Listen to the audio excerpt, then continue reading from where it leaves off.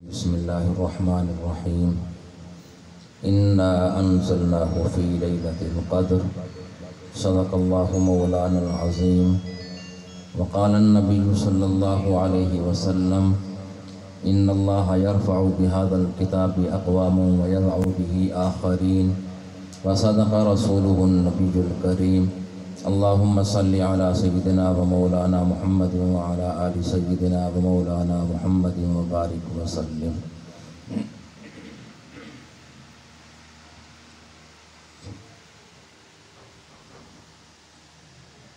بیان تو حضرت مفتی صاحب کا ہو گیا جی،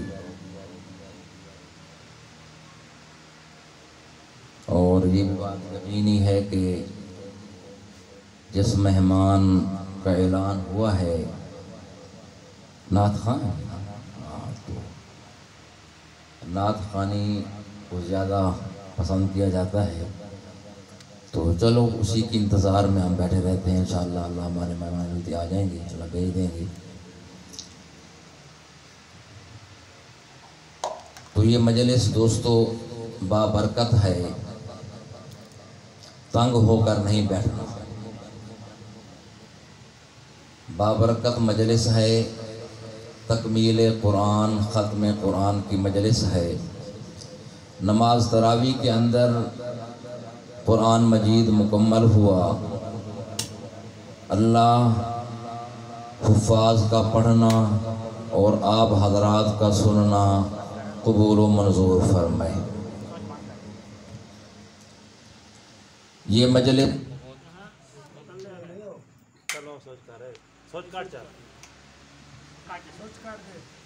برکت والی مجلس ہے۔ اس طرح کی مجلس کے اختتام پر دعائیں بھی قبول ہوتی ہیں۔ تو تراویح کے اندر قرآن مجید مکمل ہوا، حدیث کے اندر آتا ہے کہ جب کوئی آدمی قرآن مجید مکمل کرتا ہے تو قرآن کی تکمیل پر فرشتہ آ کر قرآن مکمل کرنے والے کی پیشانی کو چومتا ہے۔ یہ فضیلت کی بات ہے، یہی حدیث میں سناتا ہوں اکثر شروع میں۔ تو وہ فرشتہ آ کر اللہ کی طرف سے اتر کر پڑھنے والوں، قرآن مکمل کرنے والوں کی پیشانی کو چومتا ہے، بوسہ لیتا ہے۔ یقیناً یہ الفاظ امام الانبیاء آمنہ کے لال کی زبان مبارک سے نکلے ہوئے ہیں اور سچے ہیں۔ جب عرفان نے، حافظ صاحب نے قرآن مکمل کیا تو یقیناً فرشتے نے آ کر چوما ہوگا، فرشتے نے بوسہ لیا ہوگا یقیناً۔ اور یہ بات بھی ذہن میں رکھ لیں، یہ جو فضیلت آئی ہے اس حدیث کے اندر، یہ فضیلت ہر انسان حاصل کر سکتا ہے۔ یہ کوئی ضروری نہیں کہ نماز تراویح کے اندر حافظ قرآن پڑھے اور اس کو یہ فضیلت ملے۔ تراویح کے اندر قرآن مکمل نہ بھی کیا جائے، نماز تراویح کے علاوہ ویسے بھی تلاوت کر رہا ہے، تلاوت کرتے کرتے قرآن کو مکمل کرتا ہے، تو یہ اعزاز، یہ فضیلت اس انسان کو بھی مل سکتی ہے۔ اور یہ بھی فضیلت والی بات ہے دوستو،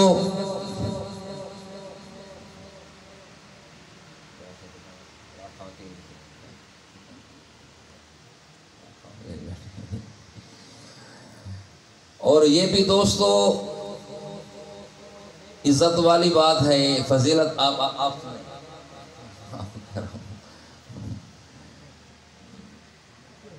جو خطیب ہوتا ہے نا جی، وہ خطیب تو لگا رہتا ہے، مدرس آدمی کو مزہ نہیں آتا جب تک سامنے بیٹھنے والا ساتھی توجہ نہ کرے، بات نہ سنے، تو سمجھو کہ اس بات کی کوئی وقعت نہیں ہے۔ یہ آپ نہ دیکھیں کہ بات کرنے والا کون ہے، یہ نہ دیکھیں، لیکن یہ دیکھیں کہ بات کن کی ہو رہی ہے۔ بس 5-7 منٹ میں انشاءاللہ دعا کرتے رہیں، لیکن توجہ ادھر ہو، دل میں دعا کرتے رہیں کہ آپ کے جو مطلوب ہیں نعت خواہ وہ پہنچ جائیں، تو اللہ ہمیں عمل کرنے کی توفیق نصیب فرمائے۔ تو یہ پہلی فضیلت ہو گئی دوستو تکمیل قرآن کے اوپر کہ فرشتہ آ کر بوسہ لیتا ہے۔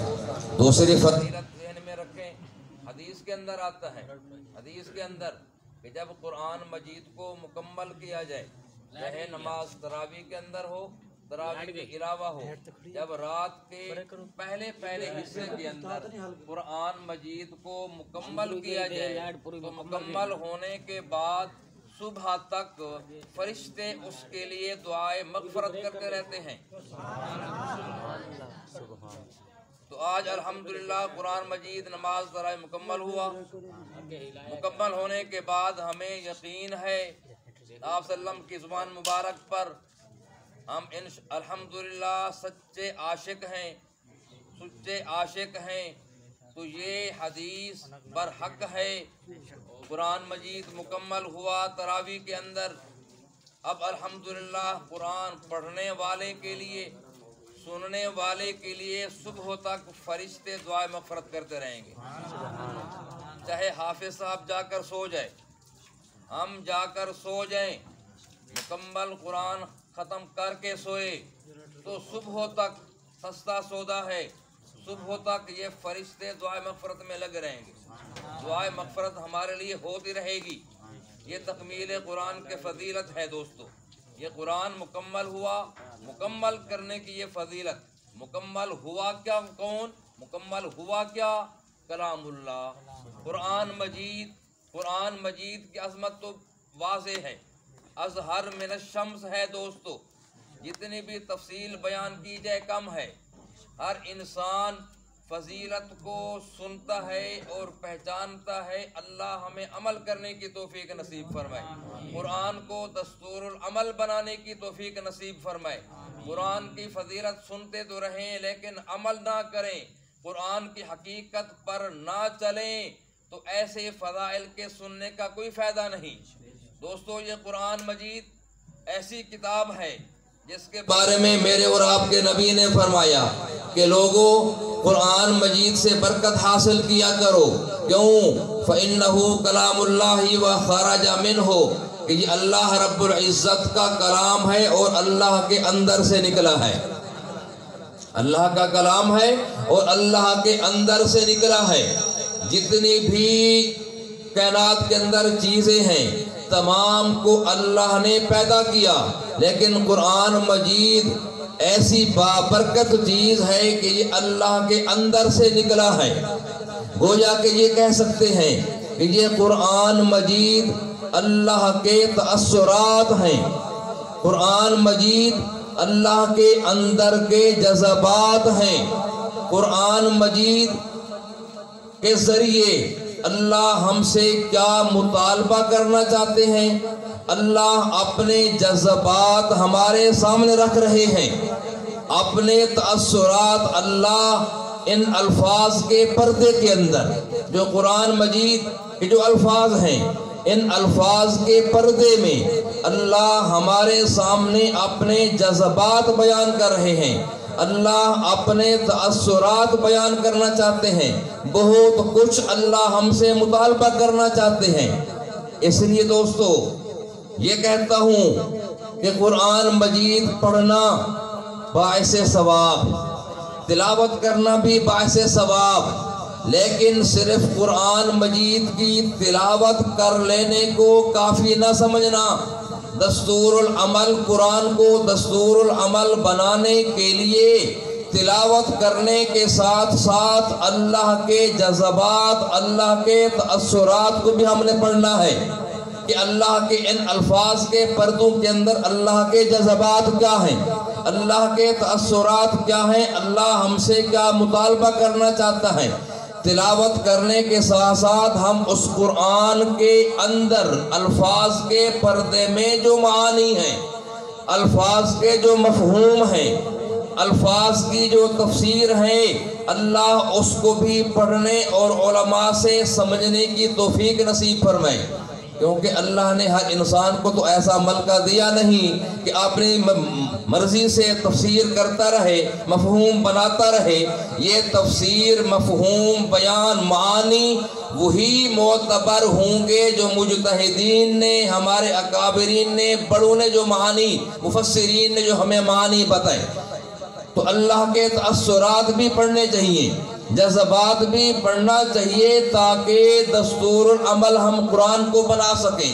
قرآن پر عمل کرنا آسان تب ہوگا جب تلاوت کرنے کے ساتھ ساتھ ہم اللہ کے الفاظ کے پردوں کے اندر معانی کو بھی پڑھیں گے، معانی کو، مفہوم کے پڑھیں گے۔ تو گویا کہ دوستو، خرج منہ، یہ اللہ کے اندر سے قرآن نکلا ہے، یہ اللہ کے جذبات ہیں، اللہ کے تأثرات ہیں۔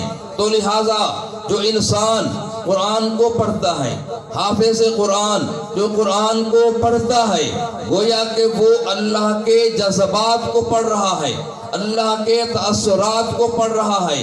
گویا کہ وہ انسان جو قرآن پڑھ رہا ہے، گویا کہ وہ اللہ سے گفتگو کر رہا ہے۔ قرآن چونکہ سارے کے ساری اللہ کی گفتگو ہے، سارا یہ قرآن اللہ کی بات ہے، اللہ کی بولی ہے۔ جو انسان جو حافظ قرآن تلاوت کر رہا ہے، قرآن پڑھ رہا ہے، گویا کہ یہ اللہ سے گفتگو کر رہا ہے۔ جب اللہ سے گفتگو کر رہا ہے، پھر تصور کے اندر یہ بھی سوچ سکتا ہے، اور حدیث کے مطابق سوچنا بھی چاہیے کہ اللہ سے گفتگو بھی کر رہا ہوں اور اللہ کو دیکھ بھی رہا ہوں۔ جب اللہ کے جذبات پڑھ رہا ہے، تأثر پڑھ رہا ہے، اللہ سے گفتگو کر رہا ہے، تو گفتگو کا مزہ وہی آتا ہے کہ جب بات کرنے والا، سننے والا آمنے سامنے ہو، اس وقت بات کرنے کا مزہ آتا ہے۔ تو گفتگو کرنے کے ساتھ ساتھ گویا کہ یہ خواہش رکھنی چاہیے، اور یہ خواہش حدیث کے مطابق ہے کہ گفتگو کرنے کے ساتھ ساتھ اللہ کو دیکھ رہا ہوں، کیونکہ حدیث سنتے رہتے ہو، معروف حدیث ہے کہ جب انسان نماز پڑھے تو نماز ایسی پڑھے، نماز کے اندر یہ تصور اور یہ خیال کرے کہ میں اللہ کو دیکھ رہا ہوں۔ یہ نماز پڑھنے کا اعلیٰ درجہ ہے، نماز پڑھنے کا، کہ اللہ سے گفتگو کر رہا ہوں۔ الحمدللہ رب العالمین، الرحمن الرحیم، مالک یوم الدین، یہ ساری اللہ سے گفتگو ہے۔ تو گفتگو کرتے ہوئے حدیث کے مطابق نماز انسان پڑھے، اس انداز سے پڑھے، ایسی خشوع خضوع کے ساتھ نماز پڑھے کہ اللہ کے ساتھ گفتگو کرنے کے ساتھ ساتھ اللہ کو دیکھ بھی رہا ہوں، اللہ دیکھ رہا ہوں، گفتگو کر رہا ہوں۔ اگر یہ درجہ پیدا نہیں بھی ہوتا، یہ درجہ تو ضرور پھر نماز کے اندر پیدا ہونا چاہیے کہ اللہ مجھے دیکھ رہا ہے، کہ اللہ کو دیکھ رہا ہوں یا نہیں، تو یہ درجہ آنا چاہیے کہ اللہ مجھے دیکھ رہا ہے۔ خیر میرے دوستو، یہ قرآن مجید کی فضیلت کہ قرآن اللہ کے اندر سے نکلا۔ جب اللہ کے اندر سے نکلنے والی بات کو ہم نے لیا، حافظ قرآن نے لے لیا، پھر گویا کہ اس نے اللہ سے یاری لگا لی۔ قرآن پڑھنے والے نے، حافظ قرآن نے، پھر اس نے گویا کہ اللہ سے یاری لگا لی، اللہ سے اس نے تعلق جوڑ لیا کہ اپنے اللہ سے، مالک سے، رازق سے گفتگو بھی کر رہا ہے، اللہ کو دیکھ بھی رہا ہے، یاری لگ گئی، اللہ کے ساتھ یاری لگ گئی، تعلق جوڑ گیا۔ یہی وجہ پھر میرے اور آپ کے نبی نے فرمایا کہ یہ حافظ قرآن اولیاء اللہ ہیں، یہ حافظ قرآن اللہ کے ولی ہیں۔ جب یہ اللہ کے ولی، اگر ان کے ساتھ تم دوستی رکھو گے تو گویا کہ تم نے اللہ سے دوستی رکھی، اگر حافظ قرآن کے ساتھ تم نے دشمنی کی تو گویا کہ تم نے اللہ سے دشمنی رکھی۔ یہ اولیاء اللہ ہیں، یہ فضیلت والی بات ہے دوستو۔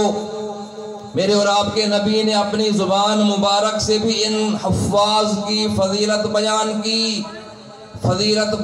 کی میرے اور آپ کے نبی نے فرمایا کہ یہ حافظ قرآن پڑھنے والے، یہ حافظ قرآن میرے بھی خلیفہ ہیں، صحابہ کے بھی خلیفہ ہیں، انبیاء سابقین کے بھی خلیفہ ہیں۔ حافظ قرآن یہ فضیلت ہے بھائی۔ فضیلت ہوئی کیوں؟ عظمت قرآن کی وجہ سے کہ یہ پڑھنے والے، یہ مسکین جن کو دنیا والے مسکین کہتے ہیں، یہ تو فقیر ہیں، ایسے بس میلے کپڑوں کے اندر پھرتے رہتے ہیں، اپنی گاڑیوں کے اندر بیٹھ کر فخر کرتے ہیں اور غلط نگاہوں سے ان کو دیکھتے ہیں کہ یہ چٹائیوں پر سفید کپڑے نہیں، میلے کچیلے کپڑے۔ ہمارے علماء نے اس پر یہ بات کی، توجہ سے ذہن میں رکھ لو، توجہ سے۔ ہمارے علماء اکابرین یہ فرماتے ہیں کہ یہ قرآن پڑھنے والے بیچارے، جن کو بیچارے کہا جا رہا ہے، یہ قرآن مجید پڑھنے والے یہ درخت کی جڑ کی بمنزلے ہیں، یہ بمنزلے درخت کی جڑ کے ہیں، اور جڑ کا یہ خاصہ ہے کہ وہ جڑ زمین کے اندر رہتی ہے۔ اگر اس جڑ کو، درخت کی جڑ کو زمین کے اندر سے نکال دیں، باہر رکھ دیں، تو جڑ جب زمین سے اکھڑ گئی تو یہ کائنات کے اندر پھر جو یہ بہاریں، یہ جڑ نہیں تو پھر اوپر یہ کوئی گلاب کا پھول نہیں لگے گا، گلاب کا پھول ختم ہو جائے گا اگر جڑ ختم ہو گئی۔ جب تک جڑ یہ مٹی کے اندر ہے، جڑ یہ مٹی کے اندر ہے، اس وقت یہ سب کچھ خوشگواریاں نظر آ رہی ہیں، یہ پھول بھی، یہ سب کچھ۔ تو یہ قراء پڑھنے والے یہ بمنزل اس جڑ کے ہیں۔ جب جڑ زمین کے اندر، مٹی کے اندر موجود ہے، اس وقت یہ گلاب کا پھول موجود ہے، نہیں ختم ہوگا جب تک یہ قرآن پڑھنے والے، مدارس والے باقی ہیں۔ بے شک یہ بٹی پر بیٹھے ہیں، زمین پر بیٹھے ہیں، جب تک بالکل تم ان کو کچھ بھی نہ سمجھو، جب تک یہ زمین پر بیٹھے ہیں، مٹی پر بیٹھے ہیں، تو یہ کائنات کی جو خوشگواریاں نظر آ رہی ہیں، یہ کائنات کا وجود نظر آ رہا ہے، تو ان حفاظ کی وجہ سے، مدارس والوں کی وجہ سے یہ کائنات کی بہاریں نظر آ رہی ہیں۔ اگر یہ جڑ کی طرح یہ مدارس والے ختم ہو گئے، قرآن پڑھنے والے ختم ہو گئے، تو یہ کائنات کا وجود، یہ کائنات کی بہاریں ختم ہو جائیں گی۔ یقینی بات آپ صلی اللہ علیہ وسلم نے فرمایا ہے جی، ختم ہو جائے گی۔ تو اس لیے دوستو ان کی بڑی فضیلت ہے، حفاظ کی، پڑھنے والوں کی بڑی فضیلت ہے۔ میرے اور آپ کے نبی نے کیا فرمایا کہ یہ حفاظ قرآن پڑھنے والے میرے بھی خلیفہ ہیں، میرے یار صحابہ کے بھی خلیفہ ہیں، پہلے انبیاء کے بھی خلیفہ ہیں۔ اس لیے پھر میرے اور آپ کے نبی نے، امام الانبیاء نے ایک حدیث کے اندر ان کے لیے، پھر حفاظ کے لیے ایک جامع معنی دعا بھی دی ہے، جامع معنی دعا بھی اپنے خلفاء کو دعا دی۔ میرے اور آپ کے نبی نے فرمایا اللہم ارحم خلفائی، اے اللہ میرے خلفاء پر رحم فرما، میرے خلفاء ان حفاظ پر رحم فرما۔ صحابہ نے پوچھ لیا یا رسول اللہ من خلفاؤک یا رسول اللہ، اے اللہ کے رسول آپ کے خلفاء کون ہیں؟ میرے اور آپ کے نبی نے فرمایا، میرے آپ کے نبی نے فرمایا کہ الذین یحفظون احادیثی ویبلغونها الی الناس، کہ دنیا کے اندر، زمین کے اوپر میرے خلفاء وہ لوگ ہیں جو قرآن پڑھنے پڑھانے والے ہیں۔ سیدھا کہیں یحفظون احادیثی، کہ جو میری باتوں کو محفوظ کرنے والے ہیں، اللہ کی باتوں کو محفوظ کرنے والے، باتوں کو محفوظ کر کے، پڑھ کر پھر سو نہیں گئے، بیٹھ نہیں گئے۔ یہ حفاظ کو بھی تنبیہ ہے، اس کے اندر اشارہ مل رہا ہے कि कुरान पढ़कर खुश हो गए, हाफिज भी खुश हो गया, वालिदैन भी खुश हो गए कि हमारा बेटा हाफिज बन गया। लेकिन दोस्तों बड़ी खुशी वाली बात है, बिल्कुल खुशी वाली बात, लेकिन सबसे बड़ी खुशी उस वक़्त होगी जब यहफ़ज़ून अहादीसी कुरान को महफूज करता रहेगा। पढ़ लिया, पढ़ने के बाद फिर कुरान को महफूज रखा, याद रखा। याद करने का बेहतरीन तरीका क्या?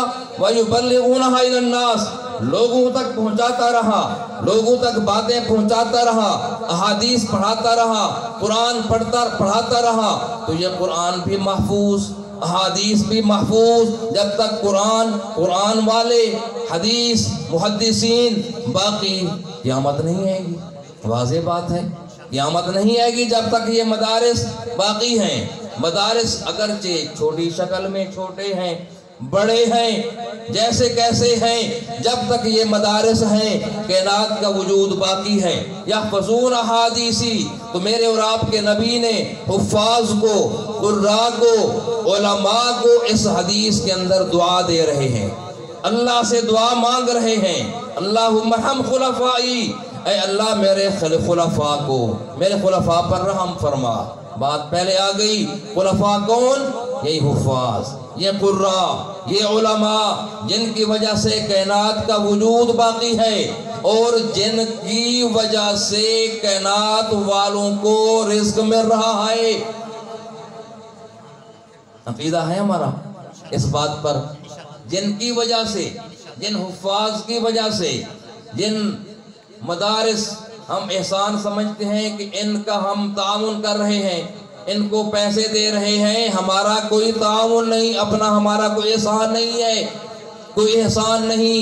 जब तक ये मदारिस वाले हुफ़्फ़ाज़ उलमा बाकी हैं, सारी मखलूक समझती है सिवाय बंदों के, जिनके अंदर फुदूर है, जिनके अंदर अपनी गाड़ियों पर फ़ख्र है, वजूद माल पर फ़ख्र है, सिवाय उनके सारी मखलूक समझती है कि इन्हीं उलमा, हुफ़्फ़ाज़, कुर्रा की वजह से हमें रिज़्क़ मिल रहा है। हदीस वाज़ेह है जामी साहब, हदीस वाज़ेह है। चूंटियाँ ये उलमा के लिए, कुर्रा, हुफ़्फ़ाज़ के लिए दुआएं करती हैं। पानी के अंदर मछलियां दुआएं करती हैं। मछली समझ गई, मछली उलमा कुर्रा की कदर जान गई। छोटी सी मखलूक चूंटी उलमा हुफ़्फ़ाज़ कुर्रा की कदर जान गई। चूंटियों को पता है, चूंटी ये कीड़े मकोड़े चूंटे, वैसे मुफ्ती साहब बैठे हैं, ये छोटे छोटे मखलूक रिज़्क़ को जमा करने में ज़्यादा हरीस है। मकोड़े देख लो, मकोड़े ये अपना रिज़्क़ सर्दी का अलग जमा रखते हैं, गर्मी का अलग जमा रखते हैं। ये चूंटी मकोड़े, कीड़े मकोड़े रिज़्क़ को, माल को जमा करने के अंदर बड़े हरीस हैं, बड़े हरीस। और ये उलमा के लिए, मदारिस वालों के लिए गोया के दुआ करते हैं कि जब तक ये उलमा मदारिस वाले बाकी रहेंगे, चूंटी कहती है कि हमें रिज़्क़ मिलता रहेगा। पानी के अंदर मछली खुश होती है, खुश रहती है। ये मछलियां उलमा कुर्रा के लिए दुआ करती रहती हैं कि जब तक ये उलमा हैं कायनात के अंदर, तो ये हमें पानी मिलता रहेगा। पानी का मिलना ये उलमा की बरकत, हुफ़्फ़ाज़ कुर्रा की बरकत से है। क्योंकि मछली पानी में खुश रहती है तो उसका ये ज़हन दुआ करती रहती है कि जब तक ये हैं हमें पानी मिलता रहेगा। दुनिया से ये ख़त्म हो गए, पानी ख़त्म, अल्लाह वाले ख़त्म, दुनिया से दुनिया ख़त्म हो जाएगी। दोस्तों अल्लाह हमें भी कदरदानी की तौफीक नसीब फरमाए। चोटी की तरह, मछली की तरह अल्लाह हमें भी कदरदानी की तौफीक नसीब फरमाए। बड़ी हुफ़्फ़ाज़ की